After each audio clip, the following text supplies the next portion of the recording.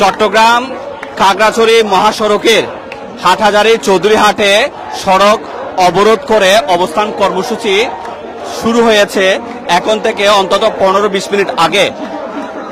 BNP chairperson Khaleda জিয়ার উপদেষ্টা S M Fazlul হককে হাটহাজারীর এই আসনে বিএনপির চূড়ান্ত মনোনয়নে ধানের শীষে প্রার্থী হিসাবে ঘোষণা দেওয়ার দাবিতে এস এম ফজলুল হকের সমর্থক নেতা কর্মীরা হাটহাজারীর ফতেহাবাদ স্কুলের সামনে থেকে তারা সমাবেশ এবং বিক্ষোভ মিছিল শুরু করে এবং সেটা শেষ পর্যন্ত ফতেহাবাদ সিটি কর্পোরেশন ডিগ্রি কলেজের সামনে অর্থাৎ হাটহাজারী চৌধুরীহাট এলাকায় এখানে সড়ক অবরোধ করে যে টায়ার জ্বালা পোড়াওয়ার মাধ্যমে স্লোগানে এই ব্যবস্থায় আমরা আপনাদেরকে দেখাচ্ছি।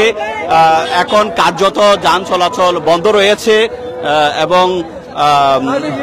এবং সবাই এখানে যারা আন্দোলন করছে তারা দাবি জানাচ্ছে। আমরা একটু জানতে চাই মুন্না ছাত্র নেতা, আপনারা কি কারণে মূলত এই অবরোধ কর্মসূচি করছেন, আপনাদের দাবি কি একটু আমাদেরকে বলবেন? জি, ধন্যবাদ আলী ভাইকে।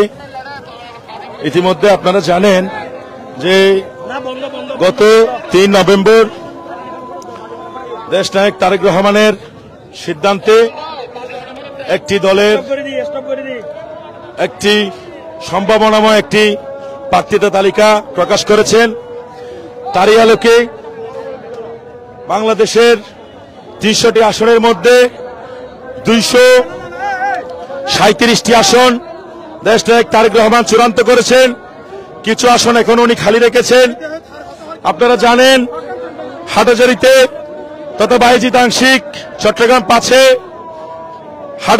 বাংলাদেশ জাতীয়তাবাদী দলের 3 জন হেভিওয়েট নেতা আছেন।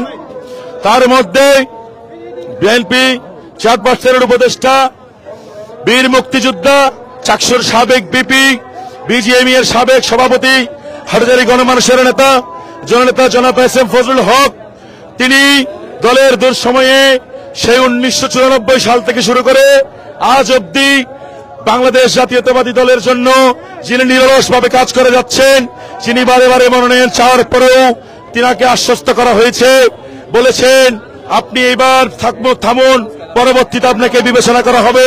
আপনারা জানেন আওয়ামী লীগ শাসনামলে 3টি নির্বাচনে বিএনপি অংশগ্রহণ করেনি।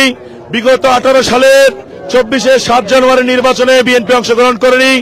18 সালেও নির্বাচনে অংশগ্রহণ করেছে ঠিক, সেটি একটি সরকারের নীল নকশা স্বরূপ ঐক্যফ্রন্টের মাধ্যমে নির্বাচনটি হয়।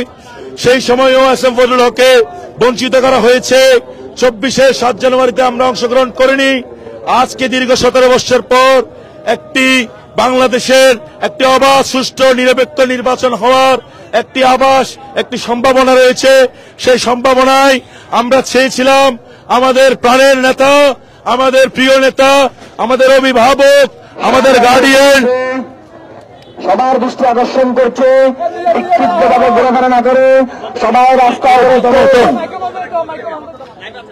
এর মধ্যে আপনারা জানেন আমরা চেয়েছিলাম আমাদের পার্টির নেতা এস এম ফজলুল হককে, চেয়েছিলাম স্লোগান চলবে, আমাদের সরকার হাট অবরুদ্ধ করা হয়েছে। ইতিমধ্যে আমরা চেয়েছি যাই হোক, এই হচ্ছে আমাদের অবস্থা। আমরা চেয়েছিলাম আমাদের নেতা জননেতা জনাব এস এম ফজলুল হককে যদি দল মনোনয়ন দেয়, সেই মনোনয়নের ভিত্তিতে আমরা তার জন্য কাজ করে যাব। সেই সুবাদে আমরা আজকে এখানে এসেছি। বাংলাদেশ জাতীয়তাবাদী দলের নেতৃবৃন্দরা এখানে এসেছেন, ছাত্রদল, যুবদল, স্বেচ্ছাসেবক দল, শ্রমিক দল, আপামর জনগণ, জনতা এখানে আমাদের মাঝে এসেছেন।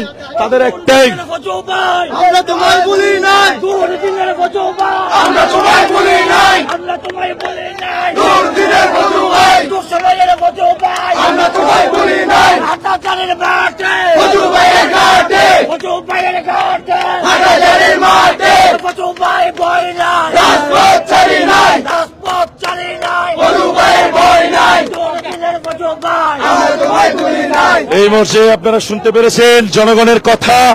তারা বলে আসছেন দুর্দিনের ফজু ভাই, আমরা তোমায় বলি নাই, সেটি কোনো আমরা শিখিয়ে দিয়েছি ওরকম নয়। তাদের এই কথা, তাদের এই মনের কথা। আমরা আপনাদের মাধ্যমে একটি জিনিস জানাতে চাই, দলের যিনি চেয়ারম্যান, আমরা শৃঙ্খলার মধ্যে থেকে, দলের গণতন্ত্রের মধ্যে থেকে আমরা আমাদের যৌক্তিক আবেদন নিবেদন দেশনায়ক তারেক রহমানের মাঝে জানাতে এসেছি। এইখানে এটি কোনো স্কুলের ছুটির বিষয় নয়, আবেদনের বিষয় যে প্রিন্সিপালকে জানাবো। প্রিন্সিপাল 4 ঘন্টা ছুটি দিয়ে দিয়েছে। এটি রাজনীতির মাঠ, এটি রাজনীতির মাঠ, সেটির আবেদন জানাতে হয় রাজপথে এসে। আমরা তারই ধারাবাহিকতায় রাজপথে এসেছি আমাদের যৌক্তিক দাবি দেশনায়ক তারেক রহমান বরাবর জানানোর জন্য। সবাইকে আমাদের এই যৌক্তিক প্রতিবাদের পক্ষে সমর্থন জানানোর জন্য উদাত্ত আহ্বান জানিয়ে আমি আমার বক্তব্য এখানে শেষ করছি। খোদা হাফেজ।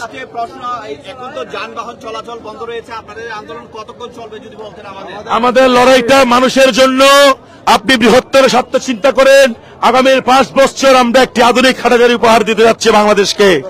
আজকে এই আধা ঘন্টা বা 10-15 মিনিটের যানজট বিঘ্নিতের জন্য তেমন কিছু হবে না বলে আমরা মনে করি।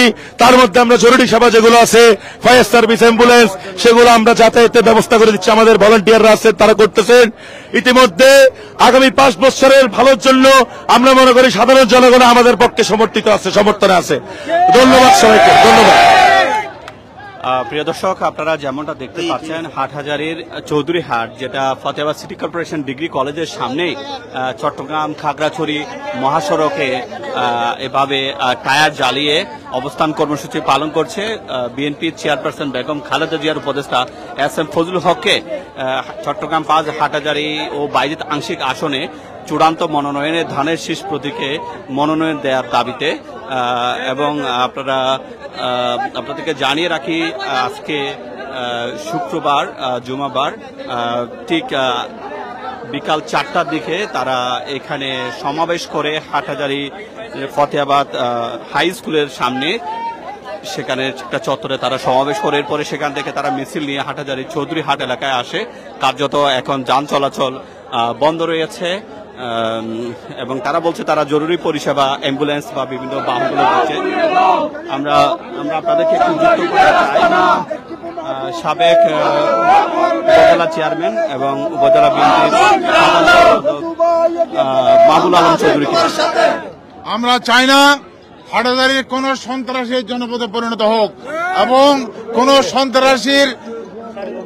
সন্ত্রাসী ছত্র ছায়ায় এই যেই সমস্ত সন্ত্রাসী বাহিনী সৃষ্টি হয়ে হাটহাজারীতে সন্ত্রাস নৈরাজ্য করছে, রাস্তায় প্রতিবন্ধকতা করছে, রাজনৈতিক আমাদের শান্তিপ্রিয় কর্মসূচিকে বিঘ্নিত করার চেষ্টা করছে, তাদের এই ধিক্কারজনক ঘটনার জন্য আমরা ধিক্কার জানাই, আমরা নিন্দা জানাই এবং দলের পক্ষ থেকে আমাদের দলের হাইকমান্ডকে অনুরোধ করব, যে দলের যিনি প্রার্থী তার বাহিনী দিয়ে রাস্তাঘাট ব্লক করে হাটহাজারীকে মানুষকে অশান্ত করতে পারে, হাটহাজারীর মানুষের শান্তিপ্রিয় জনগণের চলাচলের বাধা বিঘ্ন সৃষ্টি করতে পারে, এই জাতীয় প্রার্থী পরিবর্তন করে ভালো মানুষের এখানে নেতৃত্ব সৃষ্টি হোক, এটাই আমাদের প্রত্যাশা। সবাইকে ধন্যবাদ। আসসালামু আলাইকুম। বাংলাদেশ জিন্দাবাদ।